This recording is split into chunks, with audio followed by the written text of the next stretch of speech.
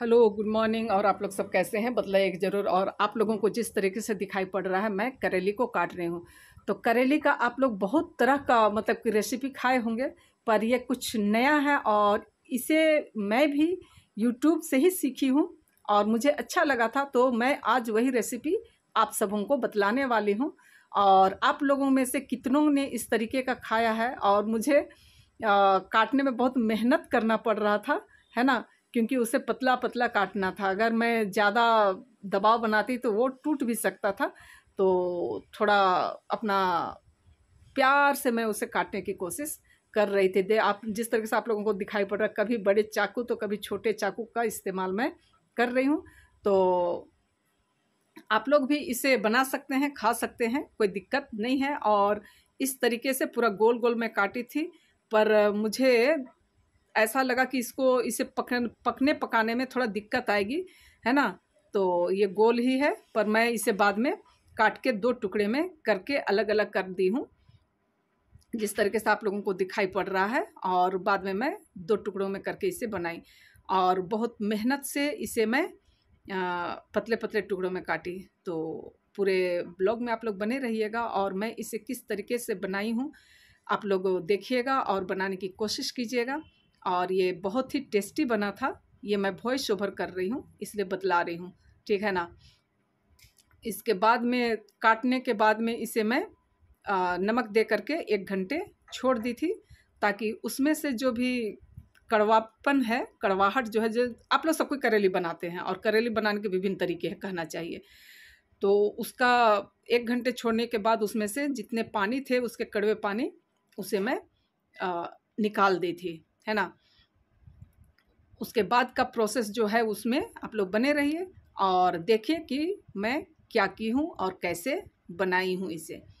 और 1 घंटे के बाद मैं स्नान ध्यान करके वापस किचन में चली आई हूँ, जिस तरीके से आप लोगों को दिखाई पड़ रहा है और साफ़ नज़र आ रहा है। उसमें से देखिए किस तरीके से नमक देने के बाद पानी आ रहा है। उसे मैं खूब अच्छी तरह से दबा दबा के पानी को निचोड़ ली हूँ, ताकि उसका जो कड़वापन है, करेला तो कड़वा ही होता है, लेकिन कुछ तो उसमें कमी आ जाएगा। और इस तरीके से बनाने से आपके बच्चे भी खाएंगे, है ना।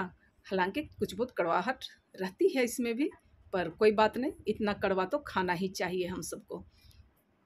और मेरे पास कुछ बेसन थे, तो बेसन, और अगर आप के पास चावल का आटा है तो आप चावल का आटा लीजिएगा। और उसमें मैं जो भी मसाले होते, बेसिक मसाला, ये शिमला मिर्च है और नमक, कुछ मसाला, ये सब मैं दे दी हूँ।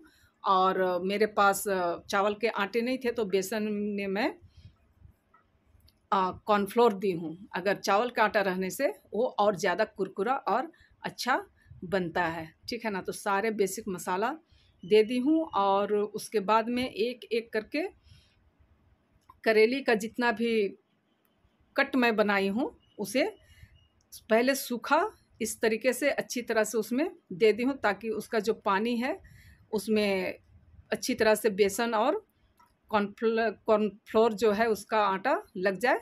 और इसमें हाँ, नमक भी मैं दे दी हूँ सूखा में ही। इसके बाद में जो आटा बच जाते हैं, बेसन बच जाते हैं, सॉरी, उसमें मैं पानी घोल के उसका घोल बना ली हूँ और उसमें डिप कर करके एकदम अच्छी तरह से इसे कम आंच में, है ना, एकदम फुल ताव में नहीं देंगे, नहीं तो वो जल जाएगा।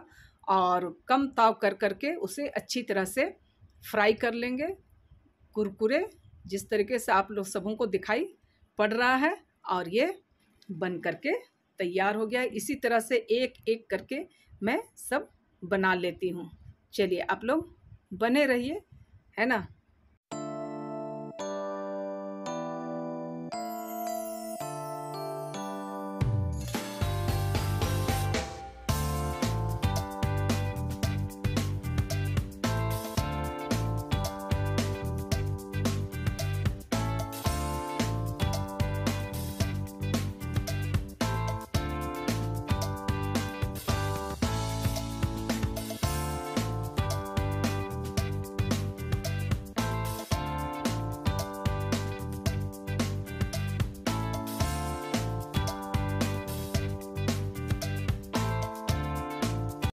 और ये देखिए ज़्यादा ताव था और उसी में मैं दे दी थी, ठीक है ना। और मुझे लगा कि वो जल जाएगा, पर ऐसा नहीं, ये सबसे अच्छा करारे वाला बना था, है ना, जो कि खाने में सबसे ज़्यादा टेस्टी था। तो शुरू में तो ताव थोड़ा गर्म रहना चाहिए, उसके बाद कम कर देना चाहिए और धीमी आंच में उसे पकने देना चाहिए। जिस तरीके से कि आप सबों को दिखाई पड़ रहा है। हस्बैंड ड्यूटी से आ गए थे और वो पूछ रहे हैं कि क्या बन रहा है, तो चलिए आप लोग बने रहिए। और क्या कहूँ, आखिरी वाला जो था ज़्यादा ताव दे दे, जला नहीं, बच गया, है ना।